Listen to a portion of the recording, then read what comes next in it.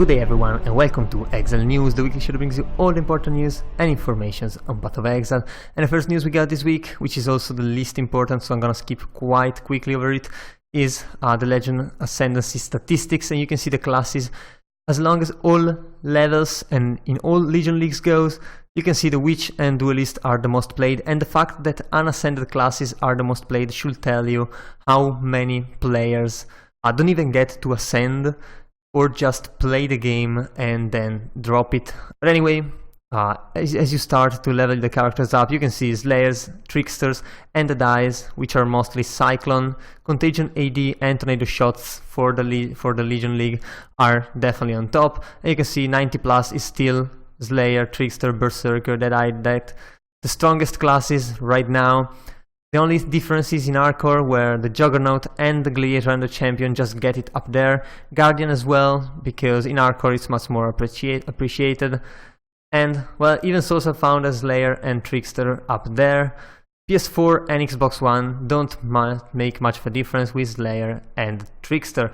But the big announcement this week has been the reveal of the Blight expansion, which is the 3.8.0 expansion. And you can check all of the sites, which has pretty much the same thing to say. I recommend, of course, Ziggy, which has the best video overall. I think MMO Huts and another one had a good, decent video at least. All the others are pretty trash as usual, so definitely just skip on this page after that. Really quickly, how it works. Basically, you will meet this NPC over here, which is Sister Cassia, and she will help you to heal this Blight thing. So this ball here is the core of the Blight, right? And when you kind of click it, you start the encounter and these lanes spread out. For any of these lanes, minions comes out and follow the lane and they want to attack the core. They will only attack you if you are standing on the lane itself. And you have these spaces for towers. You build these towers with a special resource that's limited to the encounter. You get it killing the monsters from the encounter and then it doesn't matter anymore. And it's basically a tower defense. So this has the community really split between oh my god it's amazing and oh my god it sucks, and really just hold your judgment for when the game actually releases and you get your chance to try it. But still, it might just be interesting enough anyway. The encounter should be around 45 seconds long, so not too long, not too short, kind of an adrenaline thing in the middle of your map. I think it might be good. We'll have to see how that goes. But anyway, as we just said, you can build defenses, and it's basically a different type of towers which can chill, shock, burn, summon, empower, do stuff, and they are going to be interesting. What you can drop from there are these oils, as well of course as normal oils or normal drops, and those oils you can use them to enchant things. In the specific rings and amulets. So 3 oils will enchant, actually 2 oils, you can enchant rings, and this will always give you a bonus to your towers. So for example, this one increases your fireball towers, this is for arc towers, this is for chilling towers, that kind of stuff. If you use 3 oils, however, you can enchant amulets and you will get actually a notable passive from the skill tree, regardless of the fact that you have allocated it or not. So you basically get a free notable from the passive tree, and you can see before crafting which notable is gonna give you. So you do not have to waste, you do not have to try crazy combination. There's probably going to be a site up very soon with all of the combinations, and you can choose the right oils to get your preferred notable. Also, their oils have different rarities, so it's gonna be kind of like Essence, hopefully a little less stuff going on in the mean of less ranks for these oils. And there's a 4 special uniques which you can also get these notables on, and they're gonna form this armor over here most likely. This is the only one that's been teased for now, the Stampede Assassin Boots, and it's a pretty cool boot. There's also blighted maps, which are basically maps like you have the basic map, you reduce it in size, and you have a portion of it with a big tower defense encounter. I'm just gonna call it tower defense because that's what it is. And GGG knows it, and they say this is probably their most experimental league, which I do not have a hard time believe. But anyway, as you can see, the inhabitants of the area have been removed, and it's just a big encounter. You can get it on yellow maps, red maps as well, with all of the modifiers. These maps are definitely going to be good for drops. They're definitely going to be harder than normal maps, and it's probably the only way to get these very strong late game items. So there's no strong end game boss this time, but there's going to be these very interesting encounters, and also the fact that you have to defend more lanes might even be a good thing for multiplayer. We'll see if that's actually the case. But another very, very crazy and interesting thing is the fact that, and the hype thing as well, is the fact that you can actually stack master missions. You do not have to do them right away. They can be run later by talking to the master in the hideout. And basically, as you can see here, this guy has 41 Einar missions for white maps, 102 for yellow maps, and 5 available for red maps. You can choose to do one of these missions, and then you do a map, and you are guaranteed to do the mission. So you can actually farm all of your maps straight up, and then you want to do all of the Nikos, and then you do the Nikos, and then you want to do all of the Alvas, and you do straight up temples. So it's pretty damn cool. I really like these kind of things. It doesn't force you to do them. Also, they go up by 2 every day, even if you're not logging in. So it's pretty damn good stuff.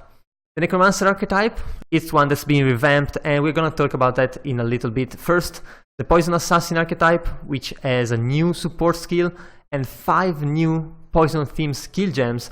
The only one that's being kind of teased is the Coprolash, which is the one you're seeing here. Also, there's a new elusive mechanic, which is basically a defensive mechanic, which is definitely gonna be good.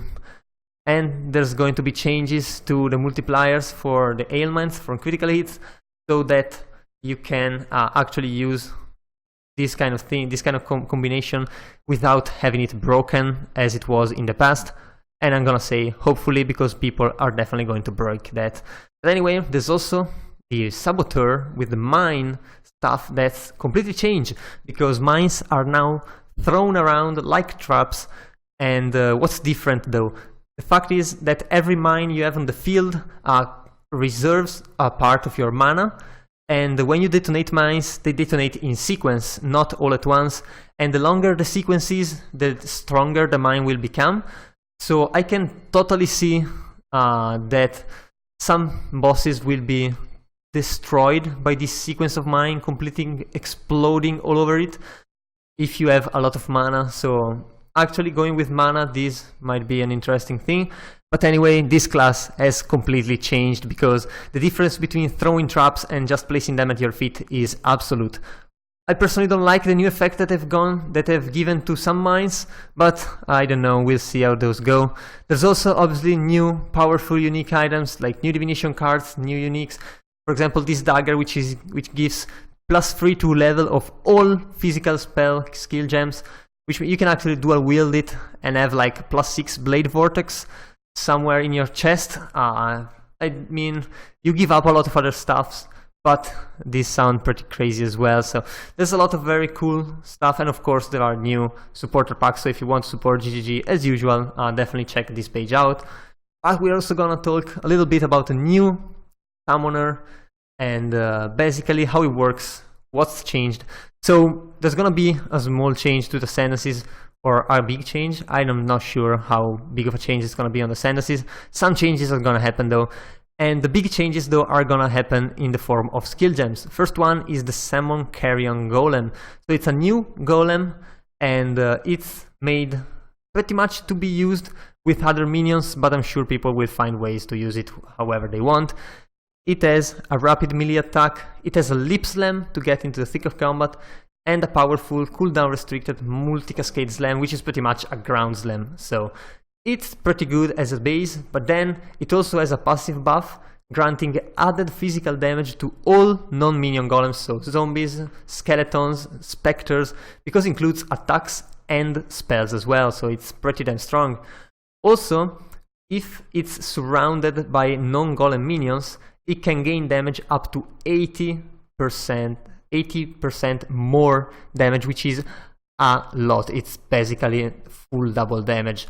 and it works really well for bosses because it's definitely gonna be surrounded. Every minion is gonna be on the boss, so this golem is gonna be surrounded by minions, and it's gonna be extremely strong. So definitely some build can be made with more of these golems, but the base of course is a single carrion golem fitting into a normal minion build. Also, there are 3 new gems which change the behavior of the minions, and these have been a long time coming. Feeding Frenzy is basically making minions aggressive, and they're gonna have a longer range at which they take aggro, and they're gonna be faster, and they're gonna just go, kill. And if you watch the video down here, you can see how damn fast the minions are. By the way, this is the carrion golem. It looks pretty damn cool.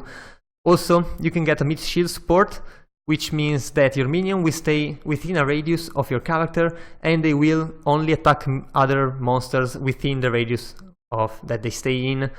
And while they are tankier in there, they have a chance to taunt on it, so you can use them for example on zombies, and they will be very defensive for you.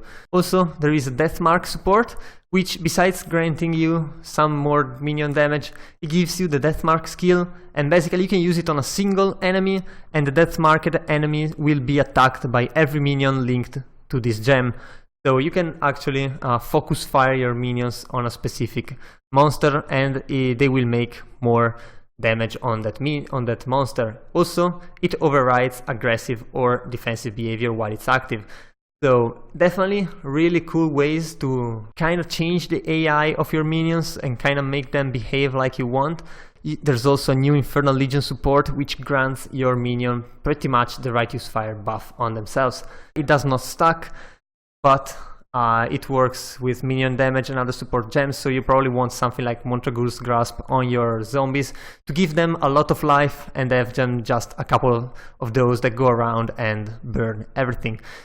So very cool changes to the Necromancer class, and there's also going to be a lot of teasers. So these are all of the teasers that have gone by for now on Reddit, and you can see there's a new divination card here.